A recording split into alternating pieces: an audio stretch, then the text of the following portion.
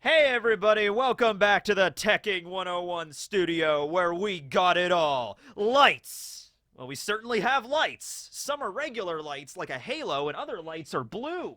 And now they're yellow. And now they're orange, yeah. But we also have other stuff. We got a bunch of pictures of anime characters tacked to a wall. That's pretty nice. We have a bookshelf. You know, have you ever seen a bookshelf this fabulous in your life? I already know the answer. We got an epic portrait of King hanging out in the background. You know, that's cool. We got a flag.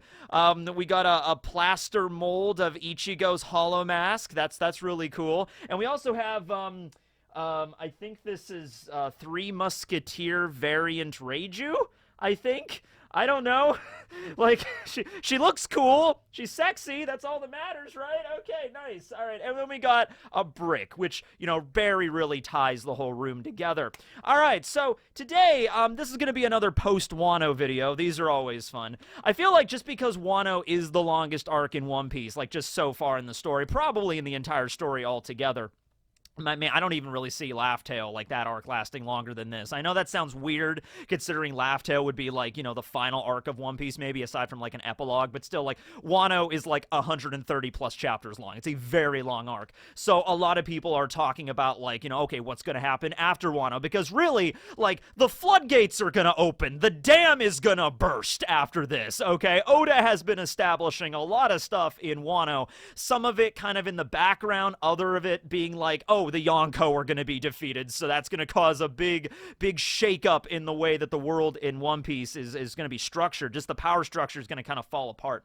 So in today's video, we're going to be talking about Kaido and Big Mom's place in One Piece moving forward, because up until now, I basically had two distinctive ideas on what was going to happen with their characters, but then I thought of a third option last night, and I'm like, that could work too. So let's go through the two that I've already kind of thought about, all right? So the first idea was that, all right, they're going to be taken out altogether, right? Like, so when Big Mom fell into a giant hole and then like a giant explosion, she goes kaboom. And then it's like, all right, Big Mom is just, she's not dead, but let's say she's like damaged enough. She gets knocked into a coma or something, and she's just not in the rest of this story.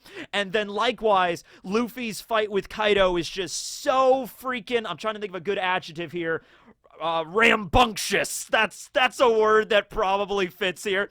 It's just Luffy's just so rambunctious. He just punches Kaido in the face so hard and he just gets knocked out of the rest of the story. Like, they're so defeated. It's like what happened with Cracker in Totland, right? Luffy defeats Cracker at the beginning of Totland and he does not show up for the rest of that arc. Not even at like the very end. We don't even see him in the infirmary like in a full body cast. He just gets knocked out of that arc altogether. And that's not to say that there won't still be Yonko threats out there. I mean, look at Blackbeard. We could also have some stuff with Shanks, right? We could also deal with the whole situation of the government like freaking out that like, oh no, Big Mom and Kaido were defeated. Oh man, that's really gonna throw everything out of whack now. Like, what's gonna happen? You know, Blackbeard gonna take over Totland? You know, what's gonna be up with Shanks? What about Luffy and Kid and Law, who were responsible for taking down said Yonko? Are they just going to be the new Yonko after this? Like, so there's a lot of different angles you could take with just that and how that would just completely shatter the world. And then moving on into the final saga, we don't have to worry about Big Mom or Kaido, but like the fact that they're no longer in the story is a very big part of the story kind of situation, right? Another way, that the second way that I thought this could go, is that, all right, Big Mom and Kaido are certainly going to be defeated in Wano. Big Mom kind of already has been. Kaido is going to fall at some point, but they're not going to die, and even if they do get, like, knocked out or whatever, and it's like we see them, like, in a comatose state, they're Yonko after all. They'll recover from that fairly quickly, and just in time for the final arc, the Throne Wars of One Piece. Da, da, da da da da da da da. You know, and we have no idea how Oda is going to structure this. Probably the simplest way I can imagine him structuring this is just like, okay, picture this in your head, all right? The Straw Hats managed to find all 4 road poneglyphs, wherever the 4th one was located, whatever. Maybe Shanks helps them out with that, who knows? But anyway, they get to Laugh Tale, right? They get to the island, and they manage to find the One Piece. They find the exact same thing that Roger found. It's this big epic moment. Luffy's going to Laugh laugh just as Roger laughed. The whole Straw Hat crew is gonna laugh. You know, Yamato's there, Carrot's there, probably, whatever, and we all have a good time. And it's like, we did it! Luffy's like, you know, everyone's like, say the line, Luffy, and like, Kaisa Kuoni, Orewanar, we did it, yeah! And then they just look outside the window, and like, every single character in this story has amassed an army somehow and is now just surrounding Laugh-Tale.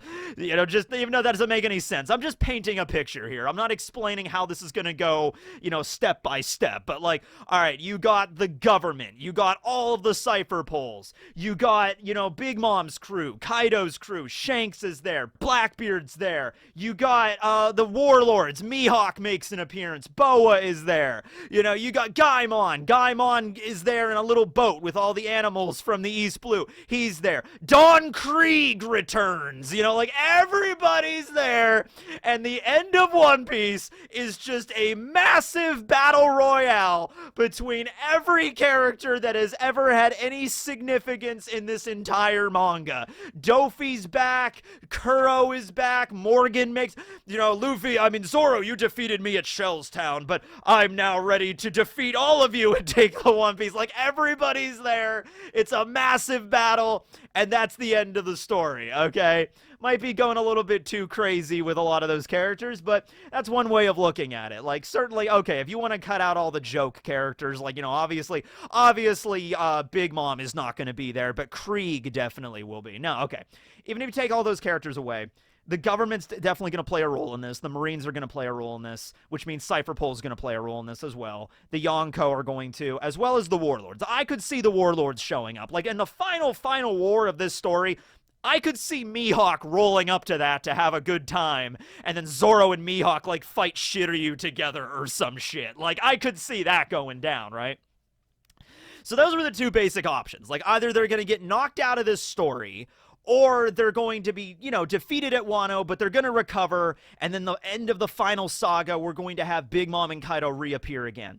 However, before we get to the third idea that I had last night, I just want to say that what is very imperative right now in the One Piece story, I feel, to kind of like refresh the fans and get everything kind of like, you know, moving along at a pace that I think makes sense. We really need to have an arc after Wano where the Yonko play a very minimal role. At least Big Mom and Kaido. Just because you got to understand, Big Mom has been in this story for years and years at this point. Ironic, considering she was the last Yonko we really found out about during pre-time skip. Like, she was the last Yonko that's whose name we learned, right? I remember, I actually think it was Kid at Marineford that mentioned her name.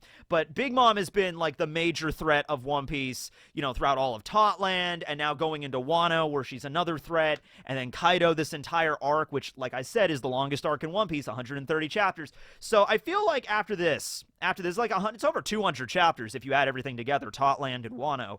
After Wano, wherever the Straw Hats go next, it could be Elbaf, they could go on vacation at another vacation island or another spa island. I don't care what they do. They could just go to Lodestar after this. Wherever they go, just don't have Kaido and Big Mom involved in that arc, all right? You know, actually, maybe keep it a mystery as to what happened to them. Like, Big Mom fell into the hole, and then she exploded, and she's like, don't you think for a second this will kill me? Mama, boom, boom, boom, boom, like a nuke goes off. Yeah, I don't think, I mean, Oda might reveal what happened. Like, at the end of Wano, we might have Big Mom's crew, like, rescuing her, like, hoisting her out of the hole, like, heave! Ugh! Montor, put your back into it, like Smoothie and Compote and everybody's heave! Just like dragging Big Mom out of the hole, and then just like they get away from. Well, maybe he could draw that. That would be pretty funny. But wouldn't it be interesting if he just did not reveal what happened? You know, like he reveals it later in a flashback. So it's like Big Mom falling into that hole and then just detonating. That is the last time we see or hear anything involving Big Mom for the remainder of Wano. It just isn't addressed. And then maybe like, you know, a few dozen, maybe 100 chapters from now or whatever, if Big Mom shows back up, then we get a flashback of how she was rescued from the hole. You know, like that could be a thing, right? Maybe the same thing with Kaido too. Everybody's sitting around wondering like, how's Luffy gonna defeat Kaido? Like, what's gonna happen? Or is he gonna, you know, like kill him? I guess not. He's not gonna kill him because Luffy never kills anybody. But like, you know, how's he going to get knocked out of Wano? It could be a weird thing where Luffy just punches Kaido so hard, and then we just cut to the next chapter like it's just like, Straw Hat Luffy has defeated Kaido of the Beasts. Like, he did it! And then just like, all right. No, I don't think Oda would do that. I feel like Oda has to show in greater detail what happened to Kaido, right? Because Kaido was like ruling over Wano. You could at least say Big Mom is just there because of apparently part of the One Piece is there. Also some revenge on Luffy. But, you know, after Big Mom wakes up from being in the hole, she's just going to want to get out of Wano, right? That's not her territory to begin with. But that is Kaido's territory. That was like part of the whole reason he was there. So just knocking Kaido out is not going to be good enough because it's like, what? Okay, he just wakes back up and he still wants Wano. So yeah, you got to figure out some way to get him off of Wano somehow. But anyway, I think, though, after this arc, we can go to Elbaf. And, you know, Elbaf, a lot of people theorize that Shanks might have something to do with Elbaf. That's fine. But we just need a break from Big Mom and Kaido for a little while. I think that would do the fandom good, just to be like, all right, they were the major threats for years and years in this story. Wano was over 4 years of serialization. I think Totland was an extra 2, so that's like 6 years straight we've been dealing with Big Mom here, right? So it's like, let's take a little break from those characters for right now. Go to Elbaf, and Elbaf doesn't need to be a long arc. It could be like 40, 50 chapters. That's well over a year of serialization. I think you do like, I think it's like 30-something chapters a year, depending on breaks. But I think Oda should honestly take some more breaks. I think he takes more breaks than most mangakas because of his status, but I think like every mangaka should have more breaks considering how rough of a job it is.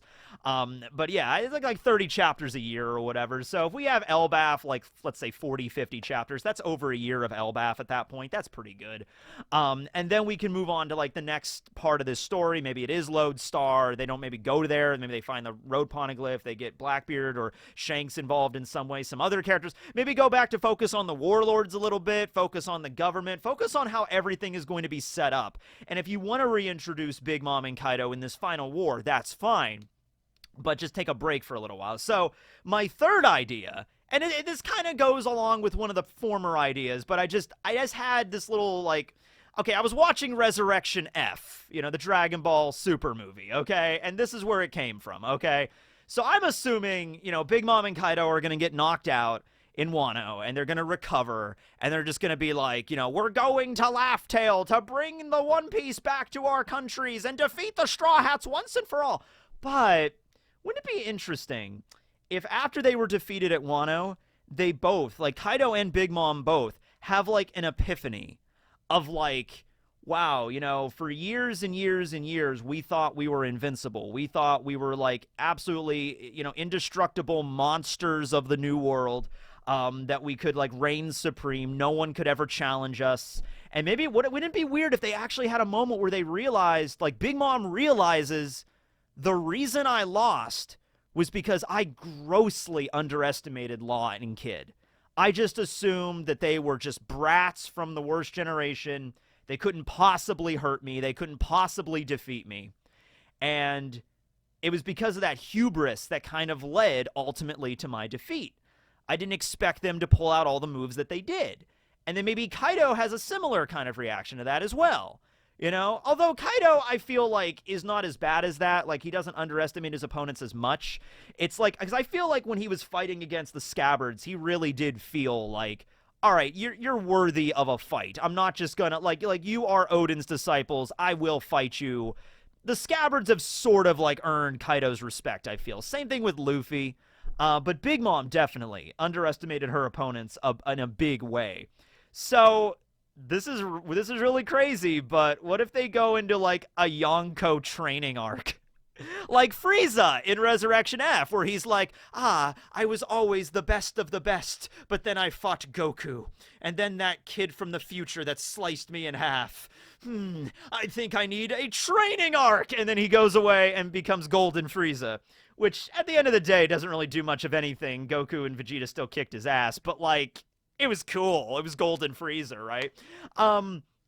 So what would if like Big Mom is like, Mama, I just thought too much of myself. I thought of myself as invincible, and so all of her children are gathering around her like Smoothie, and everybody's there. It's like, well, mother, what are you going to do next? And Big Mom just like, she takes like a pair of sweatbands, and she just picks up a pair of weights, and she's like, I'm going to the gym! Mama, something I haven't done in decades! And like everybody in Totland is like, what? And then so just like, cue the Rocky training montage, except with Big Mom. You know, it's on fire. She's like carrying a giant cake up a mountain or something. Mama. She's just like, she goes into a training arc. And Kaido maybe does something as well. He's just like, man, that kid, you know, Straw Hat Luffy, he was able to beat me. I haven't trained in years. I was just hitting the booze, but maybe this is like, and then so Kaido turns into a dragon. He starts, I don't know how Kaido would train. He goes into space. He goes into low Earth orbit and starts blowing up meteors as a training regimen. I don't know, but like he's bench pressing mountains. He's like, yeah, that's gotta get stronger, right? So we have a Yonko training arc. And not a training arc. It's not like Oda focuses on it, but he establishes that they are training in order to get stronger. And then they show up at Laugh Tale even stronger than they were now. Or, okay, if you don't want to say training arc, they at least have a different frame of mind going into this battle. Right? Like, if you don't want to say, like, okay, Big Mom and Kaido, you could say, like, they're already, like, maxed out. They're already, like, as strong as they could possibly be. They can't get much physically stronger than this. That's fine. Okay, that's fair. But one thing that they can improve on is their frame of mind. They can, like, Big Mom can improve on, like, not underestimating her opponents and just going into the battle with the understanding that her opponents have the ability to defeat her, which makes her think a little bit more in combat, which makes her not, like, play around with her opponents as much or, like shit talk them or whatever. She's just like, I accept you as an opponent, mama. Like, if Big Mom trained a little bit, both physically and mentally, and then showed up at the final war, and Kid and Law are there, and she tries to fight them again, but, like, this time she doesn't underestimate them, that would actually be really cool, like, to see that, right? Now, once again, it wouldn't. I know we just came off of a fight with Big Mom and Kid and Law, so we wouldn't get that right away. We would get this, like, this would be years down the line. This would be, like, one of the final big battles of One Piece or whatever. But it would be cool to see them go into this with a different frame of mind. I don't think Oda is done with them, is basically what I'm saying. I don't think that first possibility of them just getting knocked out of the story forevermore, I mean, it's possible, I guess. I highly doubt it, though. I highly doubt Oda is just going to write Big Mom and Kaido out of the story. They're good. They're both defeated in Wano. They're not going to play a big role in Laugh Tale or the Throne Wars or whatever. You know, I guess you could have a thing where it's like not so much Kaido and Big Mom, but maybe they're like subordinates. So maybe it's not Big Mom, but maybe like Smoothie decides to enact revenge against the Straw Hats. And with the Beast Pirates, it's not so much Kaido, but it's King or Queen that decide, and Jack decide to go off on their own and do something at Laugh Tale or chase after the Straw Hats when they get the One Piece or something like that. Because the general rule I feel now is like, whoever gets the One Piece, everybody's just going to go after, right? So if the Straw Hats find the One Piece, everybody's not going to try to find Laugh Tale. They're just going to be like, oh, the Straw Hats found it. We'll go after them, right? Because when Roger found the One Piece, nobody like knew about it right away. And also, people weren't even sure it existed at that point. And so Roger found it, and the whole world knew that he was king of the pirates. And then he died shortly thereafter. He turned himself over to the Marines. By the way, somebody asked me a question on I think it was just the regular chat on my one of my videos, if Kaido and Big Mom knew that Roger turned himself over to the Marines. Like, I don't think it really matters at the end of the day, but that was an interesting question. And I know for a fact Big Mom would not have like Roger would not have told Big Mom and Kaido, obviously. Roger had a last meeting with Whitebeard, like the flashback we see during Marineford, when he tells him about the Will of D. I feel like Roger at that point would have told Whitebeard, like, I'm dying, Whitebeard, and he's like, what? He's like, yeah, think I'm gonna turn myself over to the Marines. And like Whitebeard would be like, all right, well, it's your life, you can do whatever you want with it. That's a little weird though. He's like, yes, don't worry, matey, I have an idea, yarg. So I feel like Roger would have told Whitebeard about what his plan was. I mean, Big Mom and Kaido might have found out about it through other means. Like, Big Mom has a really powerful information network. Kaido might have learned about it somehow. But, like, whatever. I don't think it was like Roger told them, but interesting thing. But anyway, now that everybody knows Laugh Tale exists, everybody knows the One Piece exists, especially from what Whitebeard said at the war. Yeah, I think at this point, like, whoever finds the One Piece, even if it isn't the Straw Hats, they're going to know they found it, and they're going to all go after that one crew or that one group that found it, right? And I just have a feeling that Big Mom and Kaido are going to play a role in that fight. Here's an idea. I mean, this is something that, like, I don't really hear that many people really talking about, all things considered. I mean, people maybe make, like, crossover battles with this every now and then, but, like, what if there's a moment in this story where all four Yonko fight each other? I mean, would you not pay to see that? I mean, that would be incredible. Kaido, Big Mom versus Shanks, Blackbeard. They're all, but like Big Mom and Kaido's like alliance kind of fell apart, so they're not working together anymore. So it's just, you know, all of them fighting individually against one another. Who would win? You know, like it's a battle that would literally like create another hole in the ocean next to Eni's lobby, right? Like, so that would be cool to see. Like, if they all roll up to Laugh Tale, and it's like, all right, well, like they're all at like different directions. Like Shanks comes from the north, Blackbeard from the south, Kaido from the west, Big Mom from the east, and they all coalesce at once, and they just like fight each other while the Straw Hats are like, it's like hauling the One Piece off Laugh Tale or whatever. I don't know. But that would be cool. That would be cool to see, like, a four-way Yonko brawl. Like, who wouldn't pay to see that? My God. But there's that. And then, you know, also we have the whole dynamic of, like, Luffy being considered the fifth emperor right now.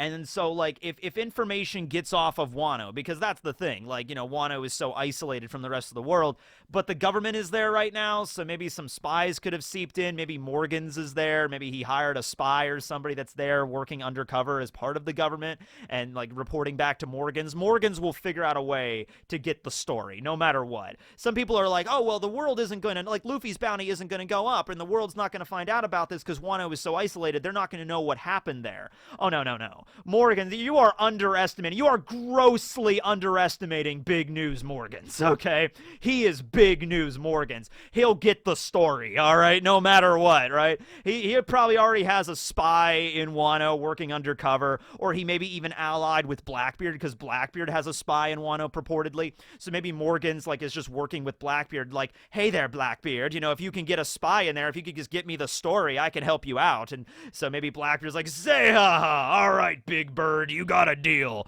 You know, it could be anything like that. But Morgans will get this story. He will print this. It will become news, okay? It will happen, all right? I think the people of the world will learn what happened at Wano. People will learn that Kaido was defeated by Luffy, that Big Mom was defeated by Law and Kid. Their bounties will skyrocket. Like, what do the Marines even do at that point? The Marines are like, do we even bother giving them new bounties? I mean, I guess we have to, but, like, God, you know, just like, all right. And so, like I said, I'm highballing it. You know what? I'm going to highball it even more.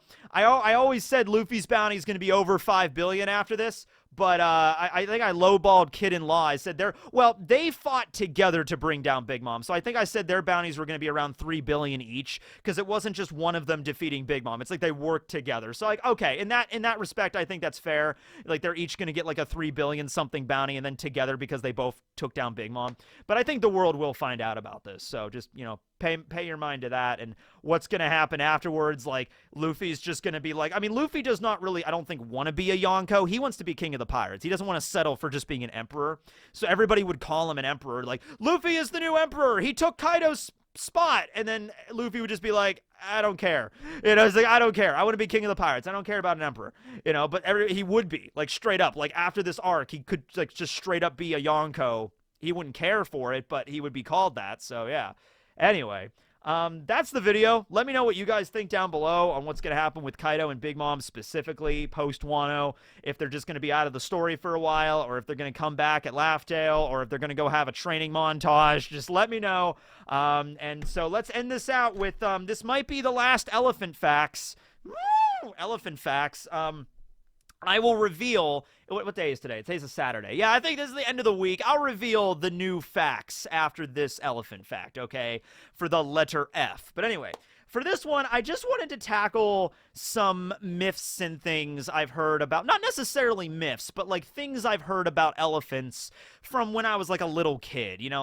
Kind of things there's like, is that true? So one of the ones was elephants have a really good memory. Like an elephant never forgets. That was something I heard every now and then when I was a kid, right? And so I wanted to look up to see if there was any credulity to that. So elephants live a very long time. They live about 50 to 60 years. And some people actually think that the fact that they have really good memory is one of the factors on why they can live that long, because they remember stuff that they did. They remember events. They remember to like, hey, there's people over there that'll try to kill us, so maybe we should avoid that location. Something like that, like these elephants will learn. And because their brains are huge, their brains are the largest out of any land animal, like the blue whale, like sperm whales and stuff like that have heavier brains. But the brains of an elephant can weigh easily over 11 pounds, compared to only about 3 pounds that human beings weigh. So that means that like elephants are way more intelligent than humans, because their brains weigh like over 3 times what ours do, right? Obviously. So yeah, they have a really large brain though, and for that reason they can remember things like injuries that they received, people that might have harmed them. They can remember who they were. There are certain tribes in Africa that might have like some sort of like coming of age ritual, or it's like in order to prove your manhood, in order to prove you're a real man in the tribe, that you're an adult or whatever, you like throw a spear, or you try to attack an elephant, and the idea is like, oh, you went up against like the largest land animal, you are a true adult in this tribe or whatever, and the tribesmen will all dress in a similar pattern, and so elephants be understood like that tribe always tries to attack us, and so they recognize the colors of their garb or whatever, and they try to avoid them for that reason. So that's like the idea that like an elephant has a really good memory. So that one isn't really so much of a myth, and I never really thought it was, like the idea that elephants were really big, they have big brains, they're clearly intelligent. We mentioned before that like they have like altruistic kind of traits, and they can be empathetic to their own, like not just their own family, but other elephants in general, so they can understand like the pain and suffering of other living beings. So it makes sense that they would also have a good memory along with that, right? But the other myth that I was always told as a kid was that elephants were deathly afraid of mice. All right, and this was something that I've encountered in like cartoons, like you'd have an elephant and the elephant would see a mouse and like, like the elephant would like cartoonishly like jump away from this little tiny mouse. I remember there was like Medieval, a video game I played when I was a kid. Like the first thing I did on this channel was do a Let's Play of Medieval, and there's a puzzle in that game, and one of the puzzles is you have to lure a mouse over to an elephant statue, and then if you lure the mouse over to the statue, the elephant like freaks out and then opens a door for you. There was also the Impossible Quiz. Remember that? The Impossible Quiz. Way back, I think it was like a Newground game. I remember playing it in high school. We were all playing it in the computer lab in high school, trying to get like the highest score and stuff. And one of the questions of the Impossible Quiz is like, you have to get a mouse to go into a hole, or like elephants to go into a mouse hole or something, and then the elephants get scared, and that's how you pass the question. So yeah, this has been around forever. Like, so I just started realizing like I never understood where this came from. So I'm like, okay, why are elephants afraid of mice? Like, why? So I looked it up, and it's really honestly not hard to understand. Like size does not really necessarily mean you have no fear of something. I am terrified of wasps to the point where I'm like phobic of them. And wasps are tiny, so what does it matter, right? If I see a wasp, I bolt in the opposite direction, okay? I'm terrified of those things, okay? So it makes sense. Like, if you see a mouse, like if you go downstairs and you just see a mouse and just darting across your kitchen, you'd be like, mouse, like, right.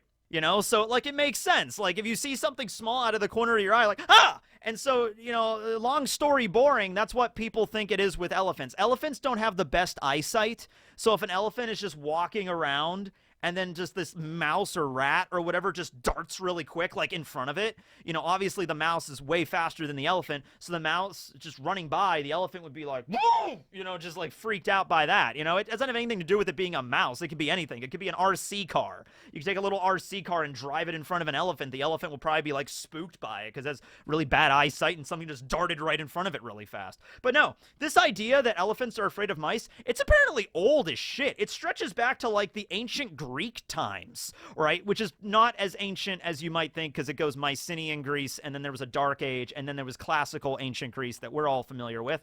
But anyway, yeah, even back then during that time, it was like idea that like a mouse would be terrifying to an elephant. And the idea was like the mouse might actually climb up the trunk of an elephant, because imagine that. Imagine this giant trunk, and then like it's big enough, the airway is big enough for a tiny little mouse or something to crawl into the trunk, and then the elephant would just like just be thrashing around because there's a mouse stuck inside of its body, which I don't think that's confirmed to have ever really happened. I think it's more of just the eyesight thing, being spooked. But that's the origin of the myth, at least. That's the origin. Like, because if a mouse is, like, climbing up an elephant's trunk, it, like, freaks out. But it's probably, that's not, like, the elephant is probably not thinking to itself, like, oh, no, this mouse will crawl into my trunk and cause me intense pain. The elephant's probably not thinking that. The elephant's probably just like, I'm going for a stroll. Oh, what the hell was that? You know? So pretty much the same reaction most people have to mice, like skirting across their floors or whatever. So yeah, it's kind of a myth, but not really. Like they probably will be spooked by it, but they'll probably be spooked by like anything in that regard. So yeah, just don't scare an elephant. It could trample you. Okay, anyway, that was the last episode of Elephant Facts. I think that was a pretty solid animal fact on that one. You know, the key is to not pick an animal that only has like one specific species, like the capybara, because I kind of ran out of capybara facts after like the 4th episode. Pick a species that has like a lot of different, like, or pick a genus that has like a big species pool or something. Like, you have a bunch of like ants. That's the reason why we do so many damn episodes of ant facts. Ant facts lasted like 3 months for that reason, right? So I think it's like we did a pretty good solid set of elephant facts. Those were really fun. I hope we all learned something along the way. But now we have to move on to the letter F, which is the 6th letter of the alphabet, right? Okay, yeah, we're getting there. 26, we have like 20 left after this. But anyway, there's a lot of people that were guessing which animal they were going to be. I saw a lot of people saying like flamingos because of Doflamingo, right? Ferrets, I saw some ferret facts. But the animal that I have chosen for the letter F is, can we get some really dramatic music for this? Like super overly dramatic for what we are discussing here. Oh, there we go. Yeah. In the dawn of time, the letter F has been known as a most powerful letter. But now, on the Tekking101 channel, we shall tackle, for the letter F of animal facts, frog facts!